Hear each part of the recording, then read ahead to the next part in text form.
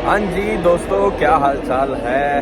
Welcome to my YouTube channel. आपका भाई के अभी शिफ्ट पे हूँ, एक ब्रेक हुई है तो मैंने कहा आपके लिए वीडियो शूट कर लूँ।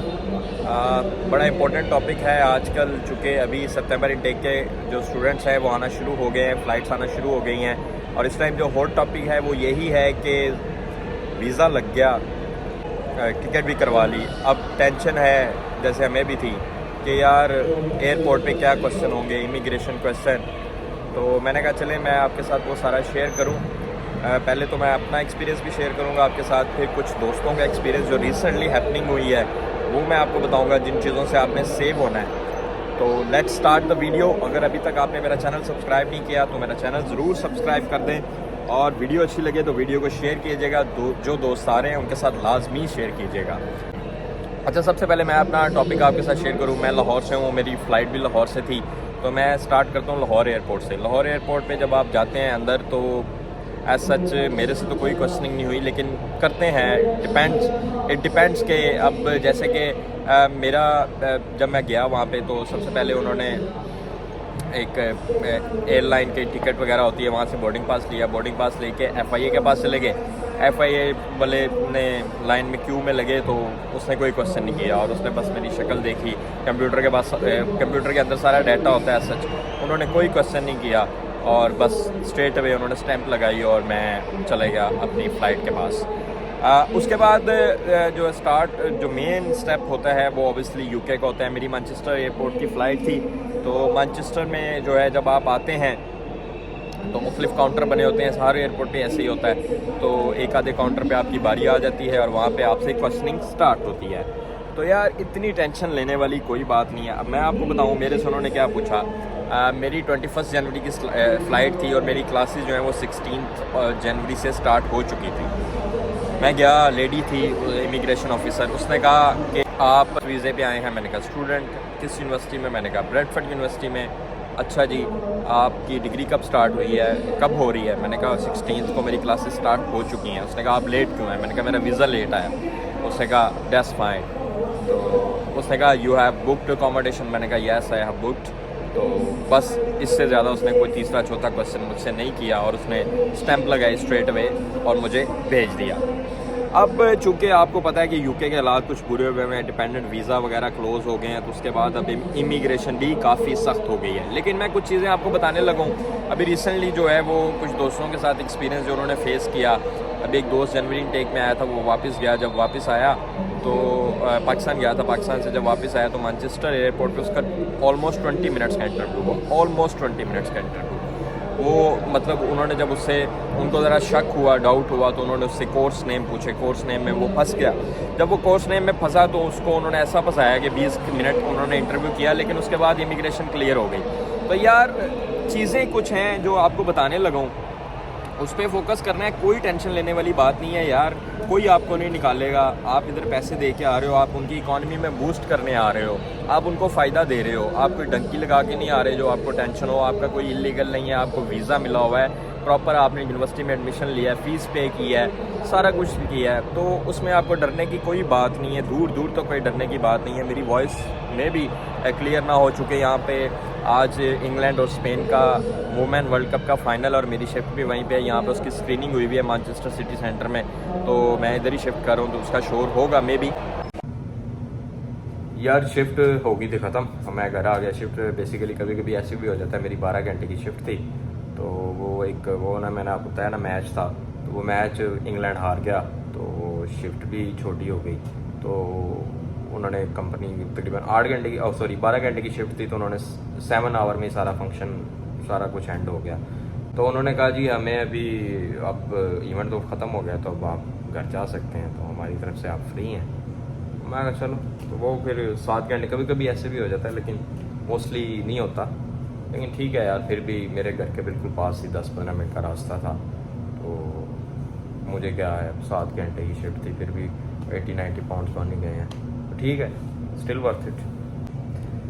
अच्छा यार, कुछ टिप्स आपको देने लगा हूँ। ये टिप्स आप अपने पास इस वीडियो को सेव कर लो, इन टिप्स को याद रख लो, तो इंशाल्लाह आपको कोई एयरपोर्ट में मसला नहीं होगा, कोई नहीं होगा। सबसे पहले आपका कॉन्फिडेंस मैटर करता है।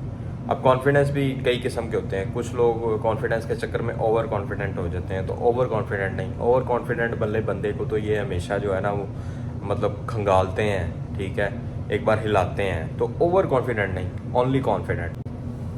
तो कॉन्फिडेंट यानी कि यार आप आ रहे हो, आपके पास सारी चीज़ें हैं, तो आपको डरने की ज़रूरत नहीं है। कुछ चीज़ें जो आपने याद रखनी है, सबसे पहले कि आपको यूनिवर्सिटी का नाम तो पता ही होगा, आपको आपके कोर्स का भी नाम पता होगा। अब जो मेन चीज़ आती है वो है आपके मॉड्यूल्स। आपको मॉड्यूल्स याद होने चाहिए, मतलब सारे ना भी याद हों लेकिन एटलीस्ट 4 to 5 मॉड्यूल्स आपको याद हों। वो एक मॉड्यूल तो आपसे पूछेंगे नहीं, तो 4 to 5 मॉड्यूल्स याद हों। मैं अब आपको बताता हूँ जो ट्रिक है। बेसिकली लेट सपोज वो आपसे कहता है कि आपकी यूनिवर्सिटी का क्या नाम है, आप बता देते हो। कहते हैं आपकी डिग्री का क्या नाम है, आप बता देते हो।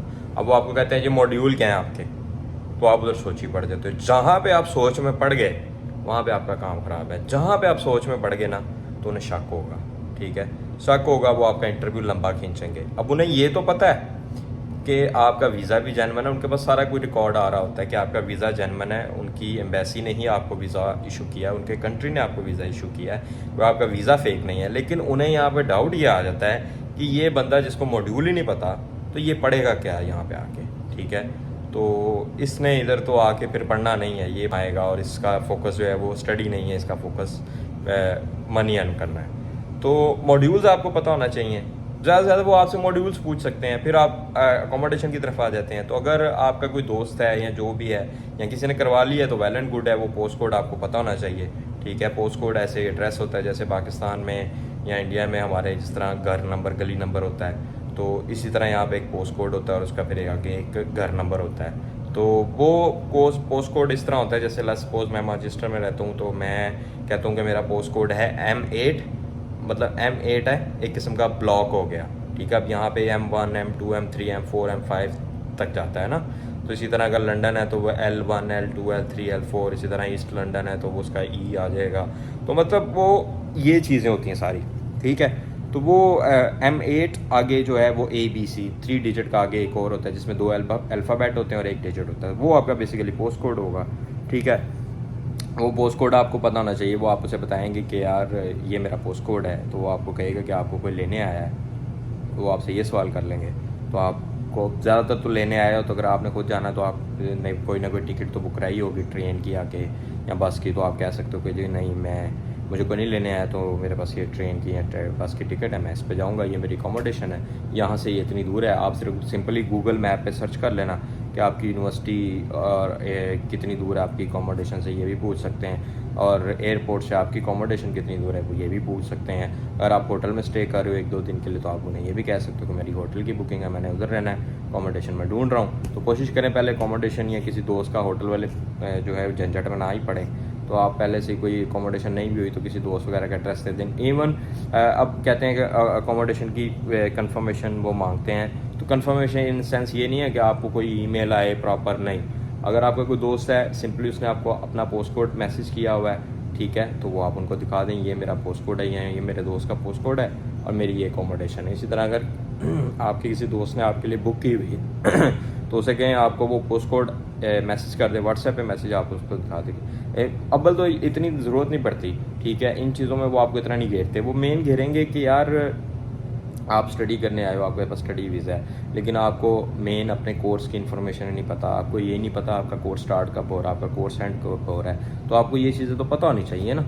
तो यार इतना डरने वाली कोई बात नहीं है, अपने सर पे सवार ना करो। मैं भी जब आया था जाहिर है इंसान को डर तो लगता है, मुझे भी बड़ा लग रहा था कि यार पता नहीं क्या बनेगा क्या होगा। यकीन माने जब पाकिस्तान से निकले थे, इवन घर वालों को यही कहा था कि कोई पता नहीं होता जी, वो तो एयरपोर्ट से वापस कर देते हैं ये वो, लेकिन मैंने आज तक मैंने ऐसा कोई केस नहीं देखा। वो जिसको कहते हैं ना कि पता नहीं एयरपोर्ट से स्टूडेंट को ही उन्होंने वापस डिपोर्ट कर दिया, और नहीं करते। हाँ, वो आपको फंसाते ज़रूर हैं, उससे इंटरव्यू लंबा से लंबा करेंगे कि भाई ये बंदा जेन्युइन है नहीं जेन्युइन। उन्हें पता है कि आपका वीज़ा जेन्युइन है, उन्होंने आपकी बायोमेट्रिक सारा कुछ किया, उनके पास सारा रिकॉर्ड होता है, ठीक है। लेकिन वो शक में इस वजह से पढ़ते हैं जब आपको मॉड्यूल ही नहीं पता, आपको ये नहीं पता आपकी यूनिवर्सिटी कहाँ पे है या कब स्टार्ट हो रही है, कब एंड हो रही है, आपका कोर्स क्या है, आपने पढ़ना क्या उसमें। तो आप तो आए हो ना स्टडी वीज़े पे, आपका मकसद तो स्टडी वीज़ा है तो आपको अगर यही चीज़ें नहीं पता होंगी तो ऑब्वियसली फिर आपके लिए मसला होगा। तो यार टेंशन लेने वाली कोई बात नहीं है।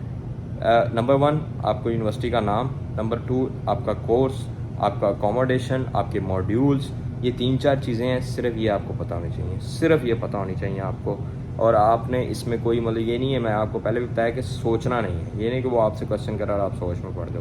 तो आप सोच में नहीं ना पढ़ोगे तो ऑब्वियसली आपको कभी भी वो तंग नहीं करेंगे 3 से 4, क्योंकि उनके पास भी रश लगा होता है, वो थोड़ी है कोई एक आपके लिए बैठे हुए हैं, ठीक है। तो उन्हें भी पता है कि वीज़ा जेन्युइन है, सारा कुछ जेन्युइन है। अगर आपको ये बेसिक क्वेश्चन ही नहीं है, बेसिक क्वेश्चन के आंसर ही नहीं आते होंगे तो फिर तो अल्लाह ही हाफिज़ है ना आपका।